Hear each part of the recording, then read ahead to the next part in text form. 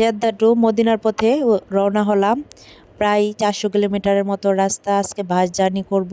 সবাই দোয়া করবেন আমাদের জন্য। 200 কিলোমিটার রাস্তা যাওয়ার পর আমাদের বাস যাত্রা বিরতি দিয়েছিল 20 মিনিটের মতো।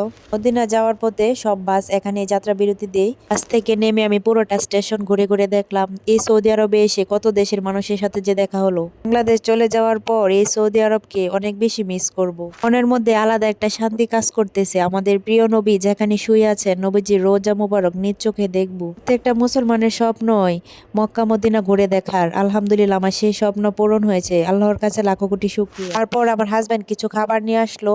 আমার জন্য শুকনো খাবার এনেছিল আর ওর জন্য নিয়ে আসছে স্যান্ডউইচ। আমি এখন এগুলা খেতে পারবো না, তাই শুকনো খাবারই খেয়েছিলাম। সৌদি আরবের রাস্তাঘাট কিন্তু অনেক উন্নত। আর গাড়ির কথা কি বলবো, বাস সার্ভিস ছিল একদম মনের মতো। আমার ইচ্ছে হচ্ছিল যদি বাংলাদেশে এমন বাস সার্ভিস পেতাম কতই না ভালো হতো, আমাদের সকলের ভোগান্তি কমে যেত। প্রায় 400 কিলোমিটার রাস্তা 6 ঘন্টায় পৌঁছে গিয়েছি। সবকিছুর পর আলহামদুলিল্লাহ। কিন্তু কিছুদিন পর চলে যেতে হবে এটা ভাবলেই মন খারাপ হয়। মক্কা মদিনা শহর এত বেশি সুন্দর, আপনার একবার গেলে আর আসতে মন চাইবে না। মদিনায় গিয়ে কোথায় কোথায় ঘুরলাম আপনাদের সাথে পরবর্তী ভিডিওতে শেয়ার করব।